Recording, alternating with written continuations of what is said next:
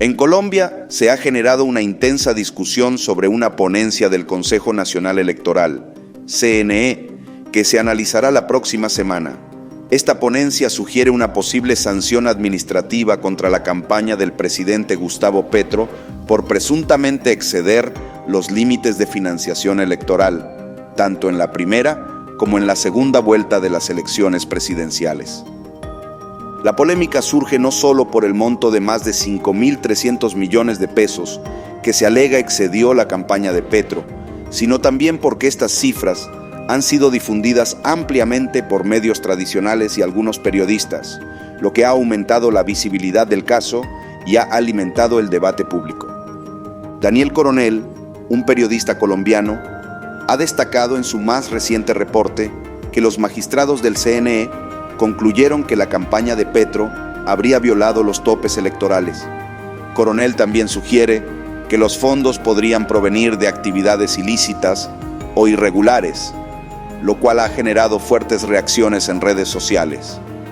Una abogada, Diana Otavo, respondió a los señalamientos de Coronel. Ella argumenta que hay imprecisiones en su análisis y que algunos de los puntos presentados por el periodista no son del todo correctos. Enfatiza la necesidad de aclarar ciertos detalles para evitar malentendidos sobre las acusaciones presentadas. El CNE es un órgano con un componente político significativo. El proceso está siendo liderado por Álvaro Hernán Prada, lo que ha generado sospechas y críticas dado su vínculo con el Centro Democrático, partido opositor al actual gobierno de Gustavo Petro. La supuesta violación de los topes de financiación electoral por parte de la campaña de Petro se desglosa en varias presuntas irregularidades, incluyendo el no reporte de aportes significativos y la omisión de ciertos gastos en las declaraciones financieras oficiales. En la primera vuelta, se destaca la omisión de un aporte de 500 millones de pesos de la Federación Colombiana de Trabajadores de la Educación, FECODE. La campaña de Petro argumenta que estos fondos no fueron directamente a la campaña, sino al movimiento político Colombia Humana, algo que los investigadores del CNE disputan. Otro punto en cuestión es un préstamo de 500 millones de pesos que inicialmente se registró como tal en los libros contables, pero que luego desapareció de los registros. Este préstamo, según la investigación, habría violado los topes de financiación en la primera vuelta.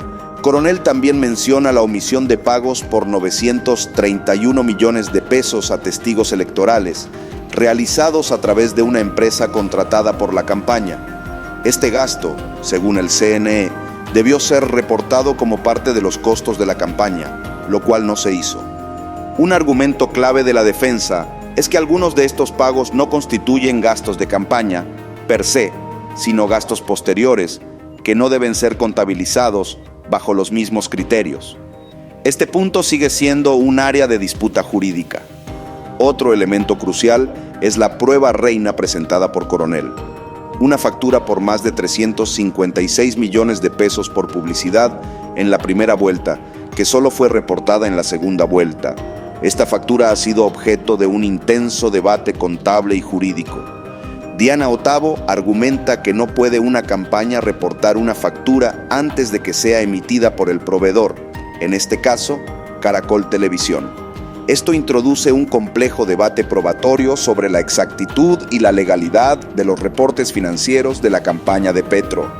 Coronel ha respondido que independientemente del momento de emisión de la factura, los gastos de una vuelta deben ser reportados en esa misma vuelta, no en una subsiguiente. Esto introduce una nueva capa de complejidad a la interpretación de las reglas contables y legales. Otros puntos controvertidos incluyen la no declaración de vuelos privados y otros gastos que suman más de 1,000 millones de pesos, presuntamente omitidos de los reportes financieros oficiales de la campaña de Petro. El CNE, aunque no puede destituir al presidente, sí puede imponer sanciones administrativas. Sin embargo, si se concluye que hubo violaciones, el caso podría trasladarse a la Comisión de Acusaciones de la Cámara de Representantes, un órgano con un marcado componente político. La Comisión de Acusaciones tiene el poder de investigar y potencialmente sancionar al presidente. Esto ha generado preocupación, dado que sus miembros, en su mayoría, pertenecen a partidos políticos que han sido opositores a Petro. Eduardo Noriega, otro abogado que representa a la campaña de Petro, ha sostenido que muchos de los puntos presentados por Coronel carecen de fundamento legal y que serán refutados en el proceso probatorio. La situación se complica aún más por las filtraciones de información a los medios de comunicación, lo cual, según Noriega, está diseñado para predisponer a la opinión pública contra el presidente y su campaña antes de que se lleve a cabo un juicio justo. Esta serie de eventos y acusaciones ha generado un ambiente de alta tensión política en Colombia, donde ya se habla de posibles escenarios que podrían culminar en un golpe blando o en la destitución del presidente a través de mecanismos institucionales. Algunos analistas señalan que este tipo de tácticas son parte de una estrategia más amplia para desestabilizar el gobierno de Petro, utilizando las instituciones del Estado para cuestionar la legitimidad de su mandato. La discusión también ha girado en torno a las acusaciones de parcialidad del CNE, que es visto por algunos sectores como un organismo que actúa más por intereses políticos que jurídicos, particularmente en este caso tan sensible. La abogada Otavo ha insistido en que la mayoría de los argumentos presentados por Coronel se basan en interpretaciones subjetivas y que el proceso debe seguir su curso legal sin presiones indebidas de los medios o de otros actores políticos. Coronel, por su parte, ha mantenido su postura, señalando que los hechos son claros y que las violaciones a los topes electorales deben ser investigadas a fondo para mantener la integridad del proceso electoral en Colombia.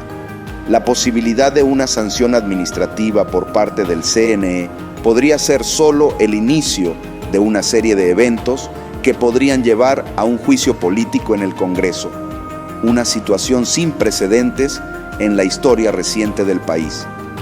Esta situación ha despertado una fuerte reacción de las bases políticas tanto del gobierno como de la oposición, lo que ha llevado a un clima de polarización creciente y a un debate cada vez más encendido en el ámbito político y mediático.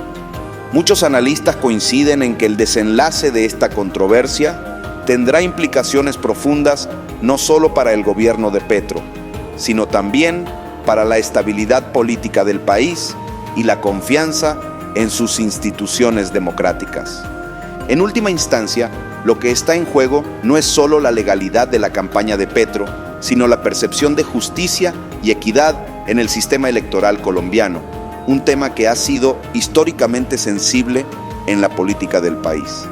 A medida que el CNE se prepara para votar la próxima semana sobre la ponencia, todos los ojos están puestos en cómo se desarrollará este proceso y qué impacto tendrá en el panorama político de Colombia. Este caso también ha puesto en evidencia las tensiones subyacentes entre las diferentes ramas del gobierno y los medios de comunicación, que juegan un papel crucial en la formación de la opinión pública y en el desenlace de situaciones de alto perfil como esta.